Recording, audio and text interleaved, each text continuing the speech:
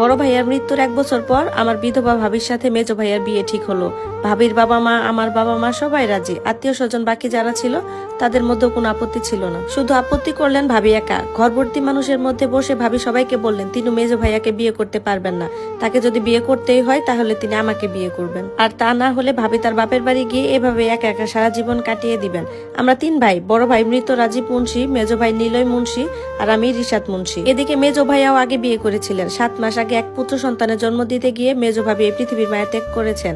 মেজো ভাবির মৃত্যুর পর তার সন্তানের সম্পূর্ণ দায়িত্ব বড় ভাবি নিয়েছিল। দেখতে দেখতে 7 মাস পার হয়েছে। বড় ভাবি এখনো মেজো ভাইয়ের সন্তানের দায়িত্ব পালন করছিলেন। এদিকে বড় ভাইয়াও নেই, অপরদিকে মেজো ভাবিও নেই। শুধুমাত্র মাঝখানে 7 মাসের বাচ্চা দুর্জয়। যেহেতু পূর্বে দুজনে বিবাহিত এবং প্রত্যেকের সঙ্গী পৃথিবীতে নেই, তাই আমার বাবা মার সিদ্ধান্ত নেয় যে তাদের দুজনের আবার বিয়ে দিবে। এতে করে একসঙ্গে সংসারটাও করবে, আবার দুর্জয়ের মায়ের অভাবটাও পূরণ হয়ে যাবে। কিন্তু ভাবির সোজা সাপটা কথা ছিল, তিনি আমাকে ছাড়া আর কাউকে বিয়ে করবেন না। ভাবিকে সবাই বোঝাতে শুরু করে। তাকে বলা হয় আমি এখনো পড়াশোনা করছি, কিছুদিন পর মাস্টার্স পরীক্ষা দিব। তাছাড়া ভাবি তো আমার চেয়ে বয়সে অনেক বড়, তাই ভাবির সাথে আমার বিয়েটা একদমই অসম্ভব। একদিন ভাবি সবার সামনে আমাকে জিজ্ঞাসা করে বললেন যে রিশাদ, আমাকে বিয়ে করতে তোমার কোনো আপত্তি আছে কি?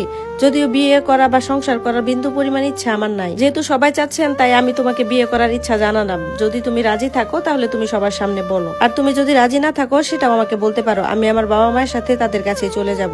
ভাবির কথার পর আর সবাই আমার দিকে তাকিয়ে রইল। আমি তখন কোন পক্ষে কথা বলবো নিজেই বুঝতে পারতেছিলাম না। আমতা আমতা করতে করতে হঠাৎ মুখ ফসকে বলে ফেললাম, মা বাবা যদি রাজি হয় তোমাকে বিয়ে করাতে তাহলে আমারও কোনো আপত্তি নেই। এই কথা বলা মাত্রই আমার বড় ফুপু বলে ওঠে, নির্লজ্জ পোলা, তোর চেয়ে বড় বয়সের ভাবিকে কিভাবে তুই বিয়ে করতে চাস?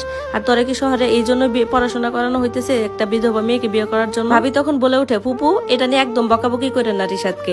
আমি আর রিশাদ যেহেতু রাজি আছি, সেহেতু আপনারা যদি চান তাহলে বিয়েটা হবে, আর যদি না চান তাহলে বিয়ে হবে না। যেভাবে চলতেছে সবকিছু সেভাবে চলুক, তবে আমার খাওয়া দাওয়া নিয়ে সমস্যা হলে আমি সংসারের দায়িত্ব বুঝিয়ে বাপের বাড়ি চলে যেতে পারবো। ঘটনা এই পর্যন্তই রইল। মেজো ভাই তো আমারে দেখলেই এমন ভাব করে আমি যেন তার চরম শত্রু।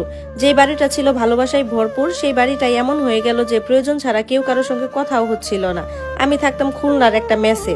বাড়ি থেকে এমন পরিস্থিতিতে যেদিন খুলনা যাচ্ছি সেদিন ভাবি আমার কাছে এসে বলেছিলেন, এই বাড়িতে মনে হয় বেশি দিন থাকতে পারবো না, যদি চলে যাই তাহলে রাগারাগি কইরো না। আমি বলেছিলাম কেন চলে যাবেন? ভাবি বললেন, স্বেচ্ছায় যা পাওয়া গেল না তার জন্য জোরাজুরি হবার সম্ভাবনা আছে। যদি কখনো কলঙ্কের দাগ লাগে তাহলে সবাই ভুল বুঝলো, তুমি ভুল বুঝো না। ভাবি তুমি সেসব কি বলতেছো? আমি তো এসব কিছুই বুঝতে পারতেছি না, সবকিছু একটু খুলে বলো না প্লিজ। ভাবি তখন বললো, দরকার নাই। আর তুমি তো জানো তোমাদের চেয়ে আমার বাবার সম্পত্তি কোনো অংশে কম নাই, তবুও কেন এখানে আছি জানো? কারণ সংসারটা আমার। তোমার ভাই যদি বেঁচে থাকতো তাহলে কি চলে যেতাম বলো? কিন্তু এখন যা শুরু হয়েছে তার শেষ কিভাবে হবে আমি তা জানি না। তবে দুর্জয়ের জন্য খারাপ লাগে, আল্লাহ আছেন, তিনি হয়তো তাকে দেখবেন। ভাবি আর কিছু